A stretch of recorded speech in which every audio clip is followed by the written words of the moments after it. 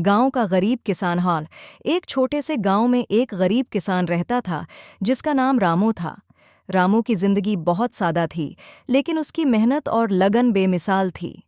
इसके पास सिर्फ चंद एकड़ जमीन थी, जिस पर वो अपनी बीवी सीता और दो बच्चों राजू और मैना के साथ रहता था। हर सुबह सूरज निकलते ही रामू खेतों की तरफ चला जाता।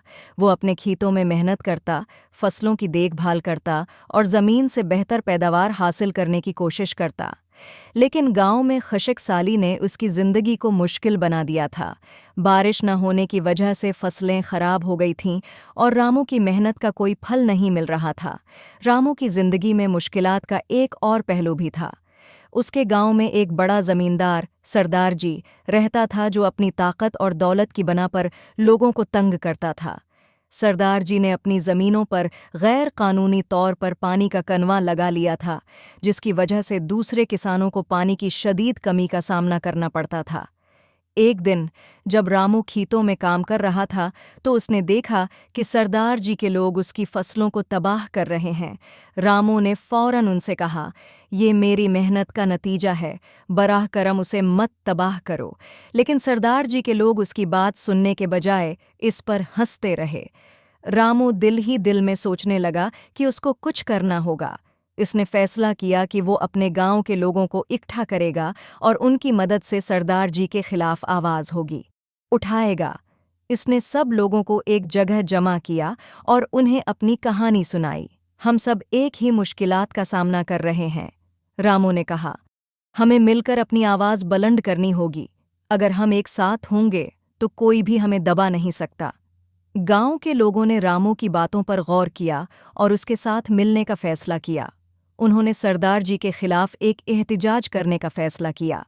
एक दिन गांव के लोग होंगे सरदार जी के घर के बाहर जमा हुए। उन्होंने पल्ले कार्ड उठाए हुए थे, जिन पर इंसाफ का मतालबा लिखा था। सरदार जी को जब ये मालूम हुआ तो वो बहुत गुस्से में आया, लेकिन जब उसने गांव के लोगों की तादाद देखी तो वो हैरान रह गया। उसने सोचा कि अगर उसने उनका मुकाबला करने की कोशिश की तो हालात मज़ीद ख़राब होंगे। लिहाजा उसने फैसला किया कि वो रामू और दूसरे किसानों के साथ बात करेगा। सरदार जी ने एक मुलाकात का इन्हिकाद किया। रामू ने अपनी बात रखी और बताया कि कैसे वो सब मिलकर होगा, अपनी ज़मीनों के हक़ के लिए लड़ने के लिए तैयार हैं। सरदार जी ने उनकी मेहनत और उनकी ताकत को तस्लीम किया और उन्हें यकीन दिलाया कि वो उनके मसाइल हल करेगा।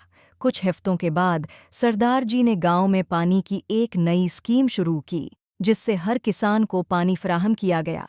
रामू और दूसरे किसानों ने फिर से अपनी फसलें उगाने का आगाज़ किया। इस बार बारिश भी अच्छी हुई और फसलें भरपूर हुईं।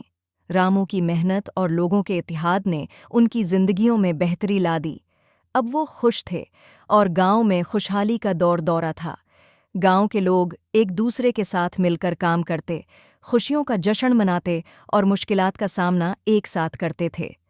रामू ने अपनी जिंदगी की इस नई शुरुआत को देखकर सोचा कि अगर इंसान मिलकर काम करें तो कोई भी मुश्किल हल हो सकती है।